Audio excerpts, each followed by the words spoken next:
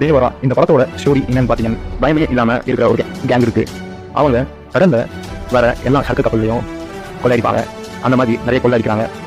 கடைசியில் கொள்ளையடிக்கிற பொருட்கள் ரொம்ப பெரிய ஆயுதங்கள் தெரிய வருது. இவ்வளோ நாள் செய்கிறது ஆயுதங்கள் கடத்தல் சொல்லிட்டு ஹீரோக்கு தெரிய வருது. இனிமேல் அந்த கேங் யாரும் ஆயுத கடத்தலுக்கு போகக்கூடாதுன்னு தடை சொல்றாரு. ஆனால் அந்த வீடியோ நிறைய பேர் போகிறவங்கள இப்படி தடுக்கிறாரு. இந்த படம் தடுக்கிறதுக்கு இப்படி யாருன்றத நீங்கள் படம் பார்க்கும்போதே அது புரிஞ்சிடும். ஃபுல்லாக அப்பா இந்தியா தான் வருவார். அதே செகண்ட் ஹாஃப்னா பையன் இந்தியா வருவார். இந்த படம் முடியும் போது ட்விஸ்ட்டுன்னு வச்சிருக்காங்க. ஆனால் அந்த ட்விஸ்ட் எல்லாமே பெரிய தான் இருக்குது. கூட ட்விஸ்ட் மாதிரி தெரியல. படம் முடியும் போது லீட் கொடுத்துருக்காங்க செகண்ட் பார்ட்டுக்கு.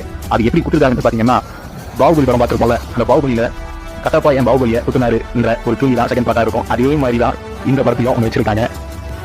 அது சொன்னால் சொல்லிடலாம். ஆனால் இருந்தாலும் எனக்கு கதை முக்கியம் இல்லை, படம் தான் முக்கியமாக நினச்சிங்கன்னா தியேட்டரில் இந்த படத்தை போய் பாருங்கள்.